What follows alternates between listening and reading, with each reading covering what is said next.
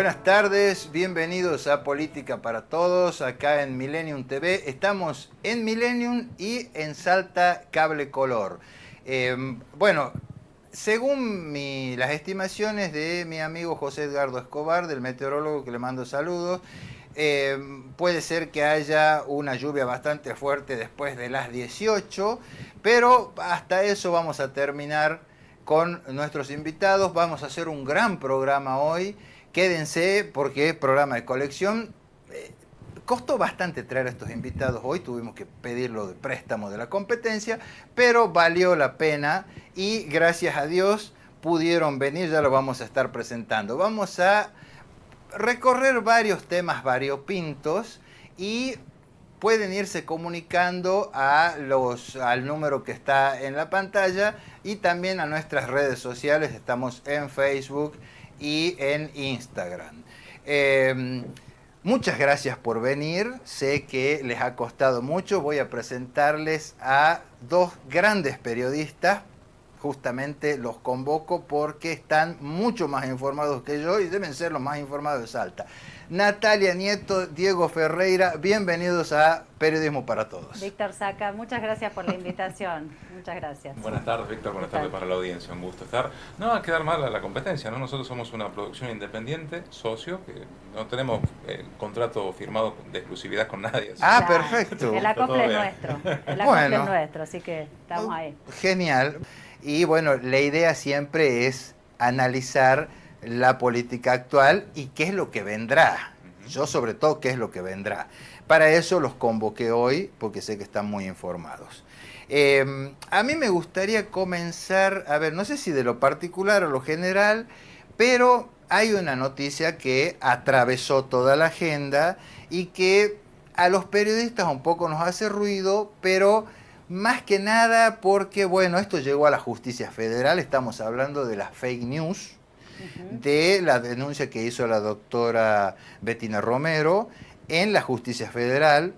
Y me gustaría conocer la opinión de ustedes como periodistas que ya llevan años en los medios, tienen una experiencia fantástica en lo que hace a política actual y nos sorprende con esta cuestión de que, bueno, la comunicación cambió tanto en los últimos tiempos que apareció esta cuestión de las fake news. Yo, si me permiten, yo odio las fake news porque me parece que es un atentado al esfuerzo que hacemos día a día por tratar de comunicar la verdad. Pero además, Víctor, imagínese el efecto en la ciudadanía, en las audiencias, en los públicos que reciben esas fake news y que la pueden tomar como cierta con un aspecto que se puede vender, se puede clonar si se quiere de un medio o hacerlo parecido, convencer de algo que no es, generar rispideces, más grieta, más discusión, sí, más conflictividad social.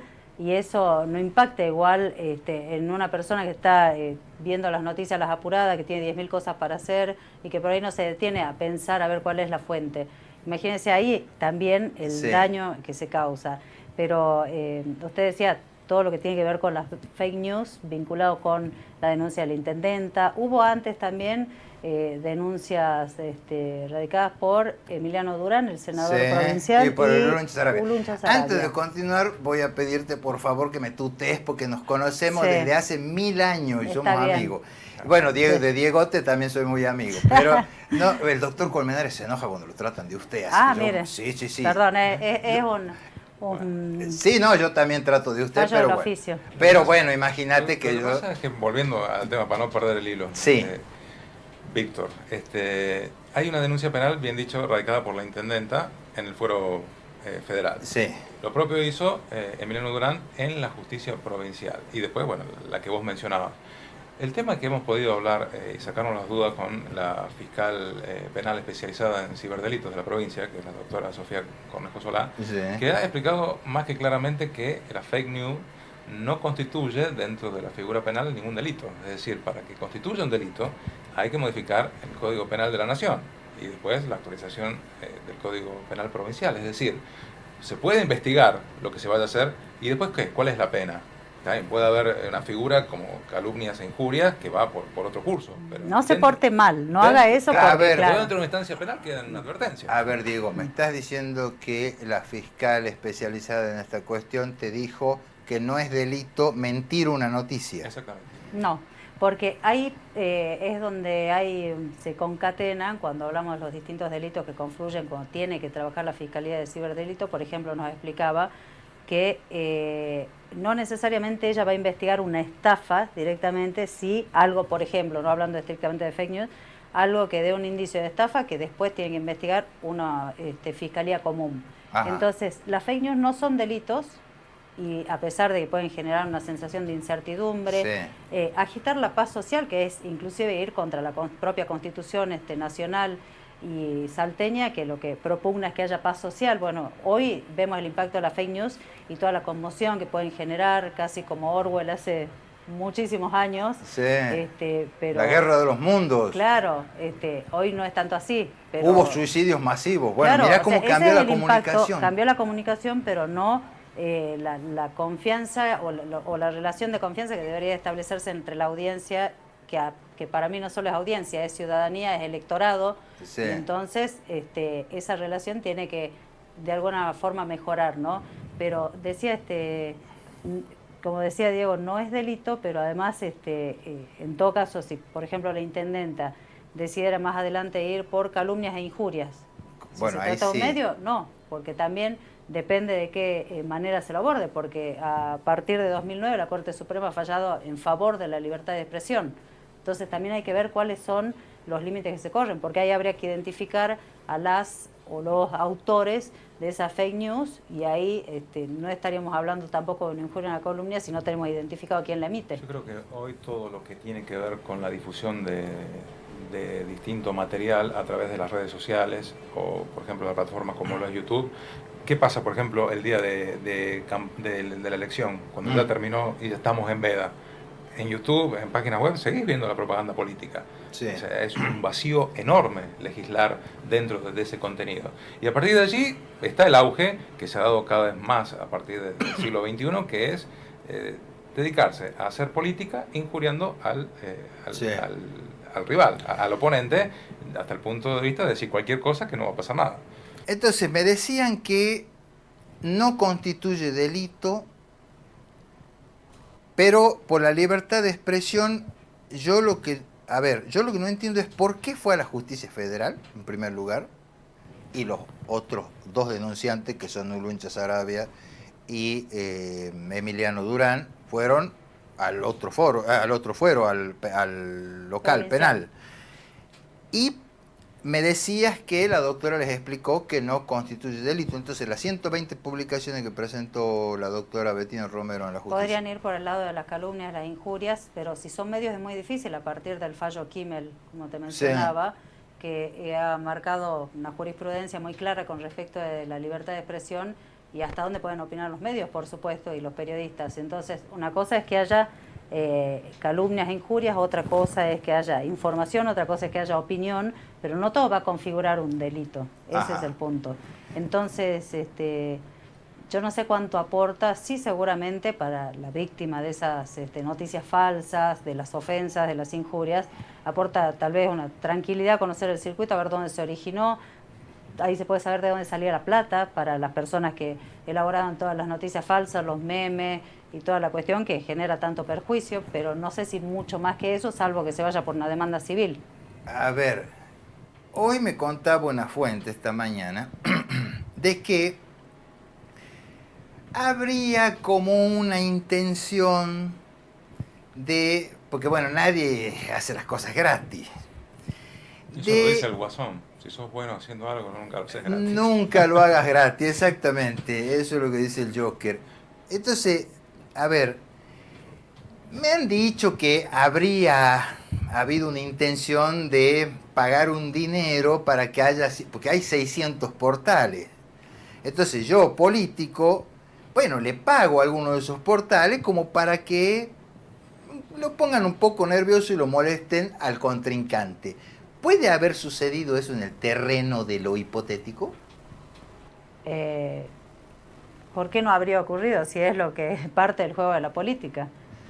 Claro, parte del juego de la política. Antes eran, no sé, alguna pintada en alguna pared o algo. Te voy a decir, Víctor, en radio, por ejemplo, hace 20 años había una entrevista a un candidato y se activaban lo que decíamos las pajareras. De repente llamaban 800 oyentes seguidos. Pajareras. La pajarera eran... Agitar la pajarera es generar ruido y que empiece una ola Claro. de mensajes a favor o en Favorable. contra de algo. Serían la prehistoria de los Los trolls. Claro, los trolls. Sí. Te llamaban unos cuantos. ¿Cuánto? Mirá que ahora tal sale en tal radio, en la entrevista vos andás llamando y estaban las personas que recibían los oyentes, Claro. pero era la forma. Y hoy suceden otras cosas y son usinas que han quedado comprobadas, temas que se han judicializado también a nivel nacional, las usinas de trolls, lo que pasaba con la gestión de Macri, lo que pasa, Sí. sigue pasando en los distintos espacios políticos, es parte del juego político donde ahí, creo como periodistas, supongo que quienes queremos por lo menos seguir haciendo periodismo y no ese tipo de cuestiones, Sí. entendemos que ahí es lo que decía, ¿no? Privilegiar la relación con el público y a quién se quiere apuntar. Porque también hay que pensar en el daño que se hace más allá del candidato al que se está ofendiendo o se está atacando. Y sí, puede haber habido plata, por supuesto, en portales para que ataquen a uno u otro. Claro. Diego, ¿cómo te cae a vos la fake news?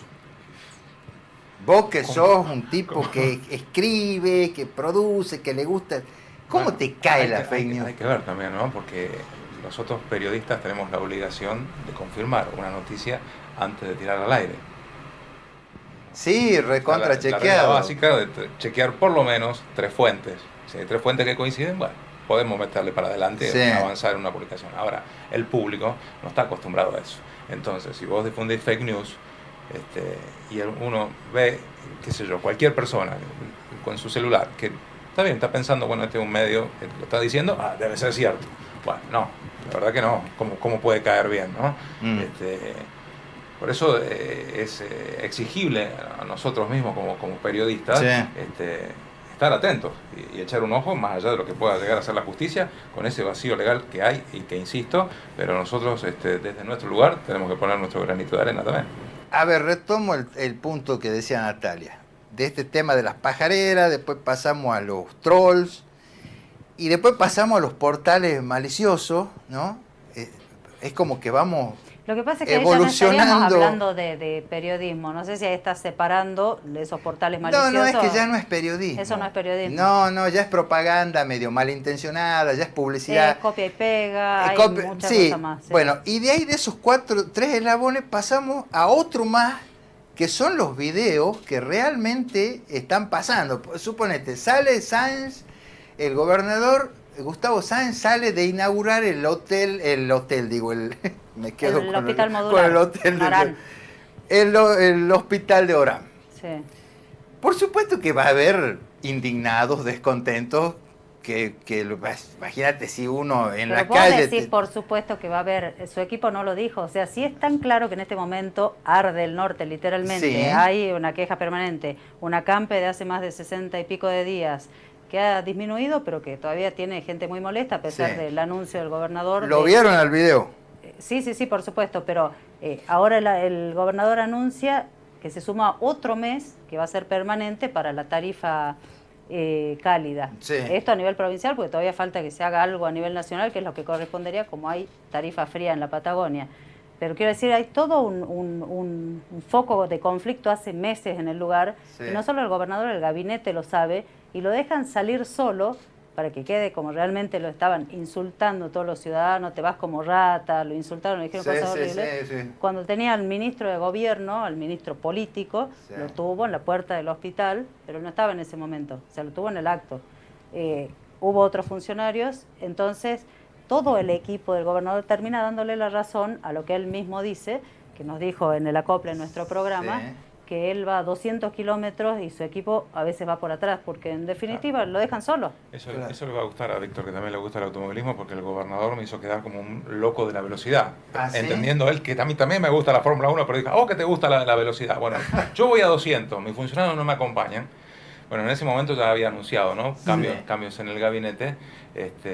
Me deja que lo vuelva loco al señor director. Vamos poniendo ese video, señor director, de Gustavo Sáenz saliendo del Sí. hospital de Orán. Diego, Sí. discúlpame. continúa. Bueno, uno termina concluyendo de alguna manera que tal vez lo mejor que puede llegar a tener el gobierno es la propia imagen que pueda tener Sáenz. Porque después Bueno, cuesta pero mucho ahí voy también el a gabinete otra- lo acompañe. otra cuestión, o sea, no solo lo dejan solo, no es que sea el gran conflicto del norte que viene de hace 323 años, no, este es algo puntual, hubo medidas, entonces ¿dónde está el equipo del gobernador? ¿Dónde está el ente regulador? ¿Dónde están los equipos técnicos? ¿Dónde hay mediadores? Si se quiere, para decirle, a ver, vecinos vengan, esto Natalia, es lo que hicimos. Déjame que te consulte algo ahí.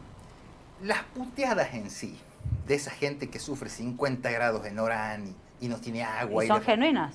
En el norte profundo. Y del video este que estamos viendo ahora, de que sale Sáenz y putea a la gente con toda la razón del mundo.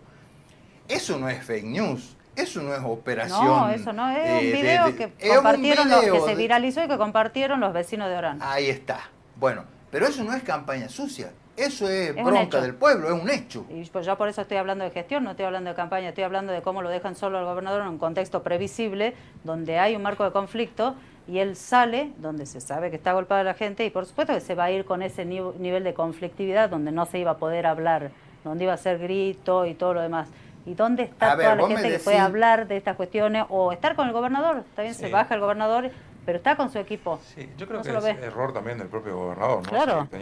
Sosteniendo un equipo que no lo acompaña. Ahora, lo cierto es que este miércoles, durante la apertura de sesiones ordinarias, tiró un par de palos políticamente hablando por ejemplo, se entiende a los que integran el espacio Avancemos, que son dos diputados nacionales. Uno es Carlos Zapata, diputado nacional por Salta de Ahora Patria, encolumnado a nivel nacional con Juntos por el Cambio, y después quien lo acompaña en la vereda de enfrente, que es dentro del Frente de Todos, que es Emiliano Estrada. Camporista. Lo que dice, claro, o tiene que explicar que no es camporista, por más que trabajó con Guado de Pedro. Pero lo cierto es que Sáenz dijo, bueno, a ver... Trabaja con Guado de Pedro. Claro. Los diputados nacionales que me acompañen, que se fijen en la patria chica, lo ha llamado, y que dejen de mirar sus partidos políticos. O sea, tal vez dentro de todo esto, el error, además de sostener al equipo que no lo acompaña, el gobernador, también está diciendo que la oposición no lo acompaña como debe. Ahora, perdón, quiero aportar algo, ¿no? Porque ahí hablaba Diego de este mensaje del gobernador ante la Asamblea Legislativa, hablando a legisladores nacionales, pero sí marcó la diferencia, ya que estamos hablando de Orán, con lo que sucede con los legisladores del norte. Les agradeció, aún siendo los de la oposición, los provinciales, de los momentos de emergencia hídrica, etcétera, haber estado acompañando. Entonces, por ejemplo, yo me imagino una foto, una salida de esa camioneta con el gobernador, las puteadas y todo lo que vimos, y me imagino en todo caso si están todos los legisladores del departamento, de cualquier partido, si están los equipos técnicos, si está la gente que le interesa, si están los intendentes del departamento, porque el hospital era beneficioso para todos. Hoy el conflicto no está centrado en la salud, pero era una buena noticia. Entonces, ¿por qué no aprovechan que se hable con la gente, que haya charla, que se escuche? Si fracasa, que se siga dialogando. ¿Sáenz fue al programa de ustedes después de las puteadas de ese episodio en Durán? No, fue en diciembre pasado. Ajá, bueno, a ver, Diego y Natalia tienen el programa de La Copla en Canal 10, déjame que les haga el chivo de paso.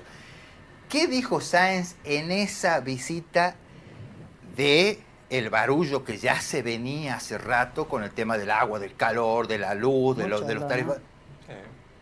Sí, habló bastante. ¿Gambeteó o dijo? No. Lo que pasa es que el gobernador, él tiene siempre el discurso de dar lástima o de apelar a la pena, a decir, bueno, a ver, llegamos y nos tocó la pandemia, llegamos y nos igual tocó que la a Alberto. Claro, la guerra, la pandemia, la lluvia, son los hechos, incendios. Son hechos, pero en definitiva habló lo que hizo en nuestro programa, porque de hecho la propia web de gobierno tomó la información que dio el gobernador y publicó ahí la síntesis del programa con la síntesis que hizo el propio gobernador de todo lo que se hizo en el norte, de cómo se estaba trabajando en torno a la emergencia hídrica, habló de las tarifas, pero hay algunas faltas de reacciones cuando vemos que, por ejemplo, Massa lo que hizo fue casi intervenir Edesur con los cortes de unos días, multas multimillonarias que generan un impacto, por lo menos según castigo, tapa en todos los diarios acerca de estos castigos a las empresas que faltaron al contrato de servicio. Y acá se anunció el 17 de enero que va a haber aumentos de multas, pero todavía no se aplicó ninguna. Entonces, cuando no se ve que hay un castigo a quien se le ha dado la responsabilidad de distribuir la energía, pero lo hace mal, por supuesto que también eso genera crispación. Me dejan meter un corte acá, por favor, chicos. Ahora hacemos un corte comercial y ya volvemos a la vuelta. Prepárense con lo que les voy a preguntar, porque tiene que ver con política y con la entrega de los Oscars el 12 de marzo. Prepárense para esa sorpresa. Y ya le vamos a dar un cierre al tema de que quiero que me cuenten qué más dijo Sáenz, porque bueno, ya le hablé a la prensa de Sáenz, porque lo quiero invitar acá y queremos entrevistarlo con el doctor Colmenares, pero bueno, no me dan pelota. Vamos al corte y ya volvemos, por favor, señor director.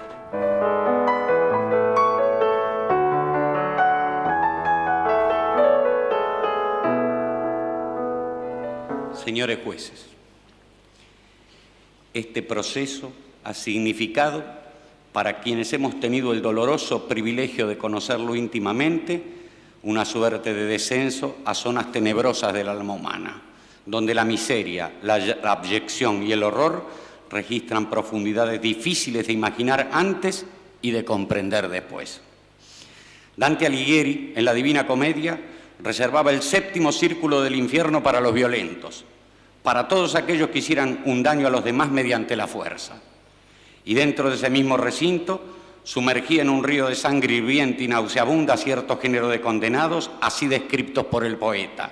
Estos son los tiranos que vivieron de sangre y de rapiña. Aquí se lloran sus despiadadas faltas. Yo no vengo ahora a propiciar tan tremenda condena para los procesados, si bien no puedo descartar que otro tribunal de aún más elevada jerarquía que el presente se haga oportunamente cargo de ello. Me limitaré a fundamentar brevemente la humana conveniencia y necesidad del castigo. Sigo a Oliver Wendell Holmes cuando afirma: la ley amenaza con ciertos males si uno hace ciertas cosas. Si uno persiste en hacerlas, la ley debe infligir estos males con el objeto de que sus amenazas continúen siendo creídas. El castigo, que según ciertas interpretaciones no es más que venganza institucionalizada, se opone de esta manera a la venganza incontrolada.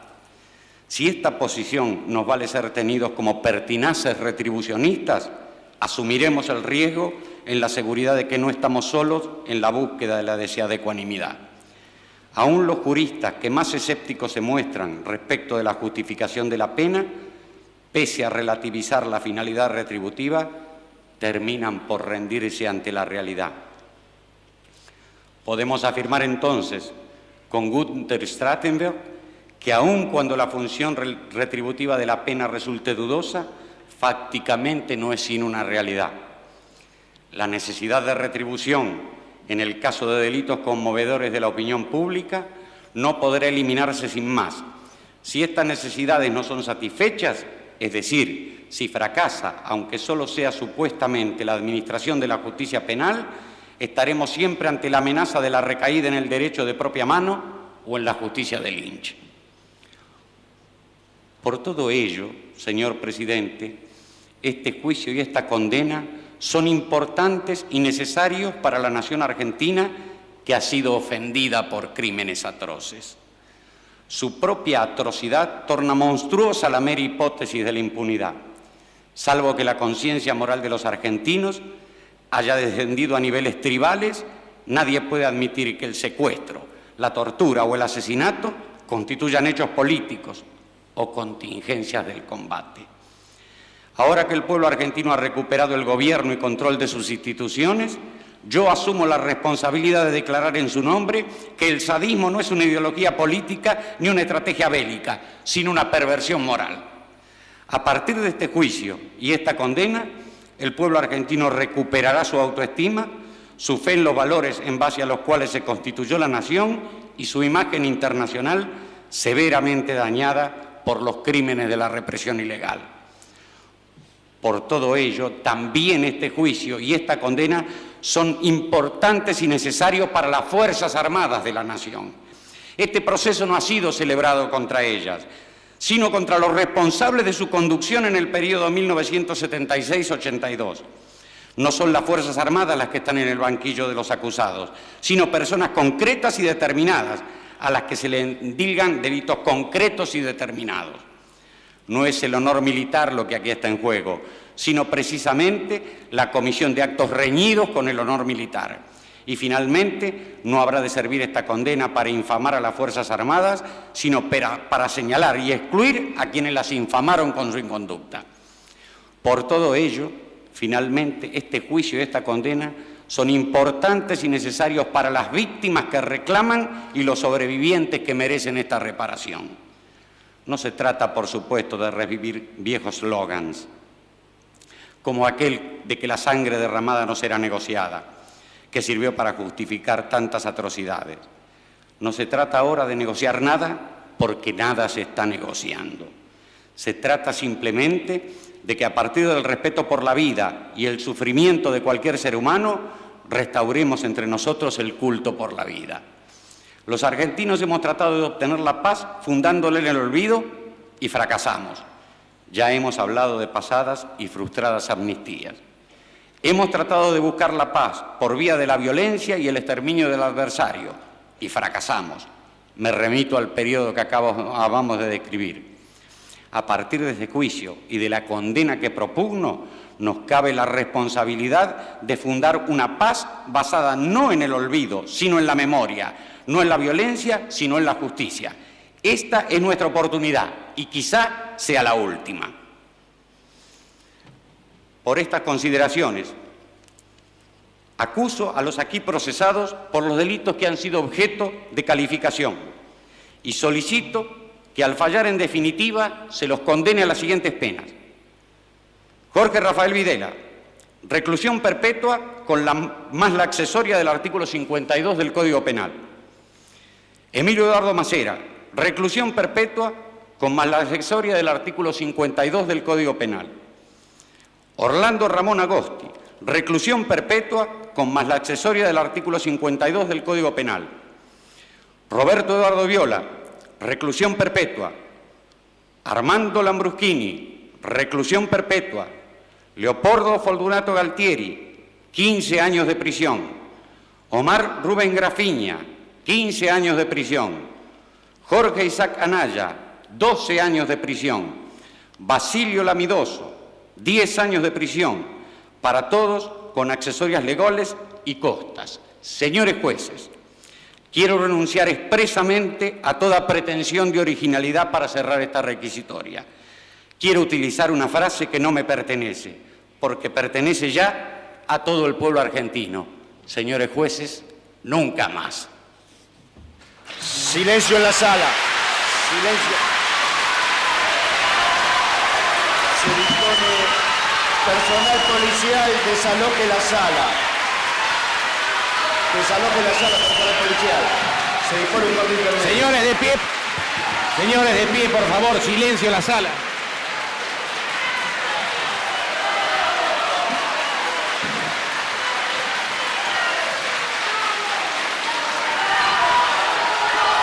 Continuamos en Política para Todos. El 12 de marzo tenemos futbolísticamente hablando, una final con Alemania, porque ellos vienen con una película grandiosa que está nominada para Mejor Película del Año, que se llama Sin Novedades en el Frente. Para mí va a ganar esa película porque, bueno, me parece que está mucho más producida y está mucho más lograda, pero la nuestra tiene muchas posibilidades porque viene ganando muchísimos premios.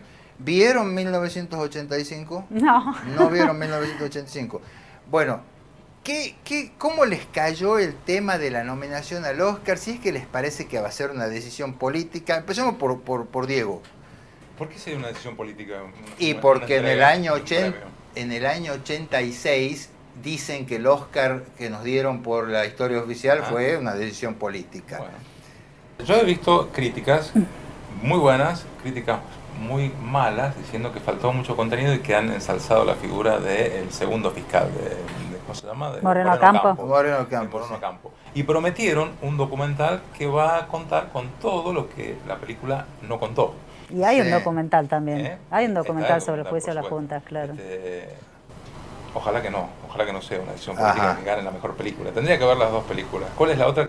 Sin novedad en el frente. Es que puede ser, Víctor, porque según esa lectura, hoy la onda es estar en contra de la guerra. Sí. En todo caso, la Argentina, 1985, lo que hace es tomar una foto de una época, Sí. de una época nefasta en la Argentina, que eso sí, hubo muchas críticas con respecto del recorte y cómo se parcializa y se muestra solo un pedacito, sin hablar siquiera de la dictadura, solo se habla de, Sí. sin contextualizar, sin hablar, y hablando directamente del juicio, pero es una película, no se puede pedir mucho más y además está ficcionada. No, si no iba a en durar realidad 4 ficcionada. horas. Si no, Entonces, sí. claro, Bueno, pero sí puede haber un impacto, un peso político en la decisión cuando hablamos de una película como la otra, la que compite, que está planteando justamente un planteo que tiene que ver con los conflictos bélicos y todo lo demás. Sí, es de la Puede Primera pasar. Guerra Mundial. Sí, sí, sí. Sí, el tema es porque ya se sabe por ahí a veces, mira, me escribió Ayelen, una amiga de Jujuy que sabe bastante de cine, que me dice que ya hay rumores de que la película va a ganar la nuestra, 1985, que ya hay rumores que va a ganar la película. En California rumorean que gana Argentina 1985, me comentaron por allí, y que bueno, ya se cansaron del curro de la guerra. Sería nuestro tercer Oscar. De todos modos, siempre el Oscar es político. Y siempre vinculado en nuestro caso con la tragedia, ¿no? O sea, con la dictadura, en el caso de los ganadores Norma Leandro y equipo Sí. en su momento. Entonces, tal vez nos sirva a los argentinos y a las argentinas para pensar por qué este tipo de ficciones trascienden y son reconocidas a nivel internacional, Sí. ¿no? Porque si las vemos objetivamente de afuera, tenemos la guerra en la que siempre El segundo está Oscar, inevitablemente involucrado Estados Unidos. Tenemos la época del nazismo, tenemos la Primera Guerra Mundial, tenemos la dictadura argentina, son fotos de momentos de nuestra mayor tragedia en la Argentina, política, terrorismo de Estado, una decisión política, porque en definitiva de arriba, de la Junta Militar se bajaba y desde Estados Unidos para toda Sí. Latinoamérica. Entonces, está bien que se tome esto como referencia, que se pueda tomar 1985 para tener en cuenta que fue un momento bisagra en la Argentina y que ayuda también a reflexionar sobre las democracias en otros países que todavía las tienen muy lábiles, ¿no? El segundo Oscar que ganamos también está basado en novela El secreto de sus ojos, novela que te presté, Sí, sí. Diego, espero que la hayas leído. Pero tiene otro nombre, ¿no? El libro. El libro es La pregunta de sus Sí. ojos. Y también aparece un poco Claro. de la AAA. El y todo. contexto político, sí. Sí. Así que parece que estamos condenados a que si nos dan el Oscar, a hablar de semejante horror del terrorismo de Estado. Bueno, pero entonces algún pálpito, por ahí más que uno lo que desee, ¿no? De que ganemos y nos llevemos el Oscar. Hasta Messi pidió que traigamos el tercer Oscar. Y bueno, como falta hasta el 12, estaría bueno un pálpito a ver si ganamos o no ganamos el 12. ¿Qué opinas? Gana la Argentina. Más allá del optimismo. Más vale, gana la película ¿La otra argentina. película de qué origen es? Alemana, sin Alemana. novedad en el frente, una película Sí. increíble, muy bien lograda, muy... Leí muchas críticas a favor y poniendo porotitos a favor de esa película Sí. en perjuicio de... Tenemos que ir más al cine. Lo Sí. que hablábamos con Germán recién, el director general de este canal, que me decía que la película está nominada para Mejor Película del Año. La que compite con nosotros está nominada para Mejor Película del Año, sin novedad en el frente. O sea, a mí eso es lo que yo tengo miedo, de que por ahí, imagínate, si está, no, pero bueno, hay cosas bastante Creo decepcionantes. que compite en 2 categorías, entonces. No, son un montón de categorías. Tiene vestuario, sonido, Sí. banda de sonido, tiene un montón de nominaciones. Pero está nominada en Mejor Película del Año, claro, totalmente. Me gustaría que para cerrar el programa me hagan una pequeña síntesis cada uno, un concepto del tema de fake news, que para mí es el tema que atravesó la agenda. Más allá del tema conceptual, ¿cómo nos cae a nosotros como periodistas el tema de las fake news? Diego. Bueno, creo que lo hablamos, ¿no? En su momento es una práctica que sería un gusto poder ver que desaparezca. Lamentablemente están dadas todas las condiciones para que siga ocurriendo, más en un año electoral como lo es este. Nos pisa, nos pisan los talones la elección, ¿no? El 15 de marzo ya es el plazo para presentar las alianzas, Sí. el 25 para presentar los candidatos, y allí una vez que empiece la campaña formalmente vamos a empezar a ver todos los trapitos sucios que van a empezar a ir saliendo. ¿Quién va a ser el gobernador? ¿Quién va a ser el intendente o la intendenta? A mi entender, ocurre en América Latina un fenómeno que implica que el 80% de los oficialismos repiten. Por las estadísticas que he visto, Sáenz tendría allanado el camino, Sí. salvo lo que dicen los analistas es que el Frente de Todos termine apoyando de alguna manera al espacio Avancemos, que no sé si vamos a ocurrir. Si eso no ocurre, probablemente Sáenz obtenga la reelección. De todas las encuestas que he visto, es muy grande la diferencia que hay por la intendencia a favor de Emiliano Durán. En algunas he visto que... Intendencia de Emiliano Durán. Sí. Pero no repite Betina. Vos me decís que Emiliano Durán le gana. Hasta aquí, las encuestas que he visto, tanto locales como nacionales, he visto una gran ventaja por parte de Emiliano Durán. Segundo y tercer lugar están Betina y Biela, en distintos lugares. Ajá. O sea, en distintas encuestas lo ponen segundo a ella o segundo a Biela. De todas maneras hay que ver cuando empieza a jugar fuerte Sí. Betina con el oficialismo, con el tribuno. Ya empezó. O sea, las Natalia, fotos bueno, en Finca Las Me Cotas. quedan 30 segundos, te doy el sí. cierre para vos. ¿Quién es el gobernador o Para mí no gobernadora? hay ¿Quién es el forma, intendente o yo intendente? no hablo de nombres nada más, hablo de proyectos, de propuestas. Hoy Avancemos es una mezcla de posiciones ideológicas de las cuales la discusión para definir políticas públicas, proyectos, programas va a ser muy difícil. No se puede elegir la derecha que quiere cobrar el hospital con supuestamente el campo nacional y popular, que tiene salud gratuita para todos, como dice la Constitución, un equilibrio entre eso. Entonces van a chocar en algún momento. El tema es qué se vota. Un engendro, algo que se vaya a hacer en pos supuestamente de la conciliación de intereses, todos por el bien común, pero a la hora de definir políticas públicas, esas diferencias pesan. Así que creo que tiene fácil el camino.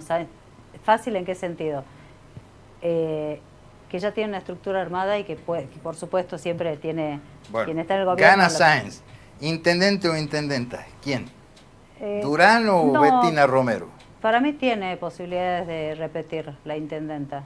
Bueno. Está muy abajo la imagen, está muy golpeada la gestión, pero todavía no veo alguna imagen muy fuerte como para poder ocupar ese lugar, más allá de todos los intereses que hay, genuinos por supuesto, de querer ser intendentes, de querer ocupar ese lugar. No sé, para mí hoy tal vez podría ganar Betina Romero, no sé cómo llegar a mayo.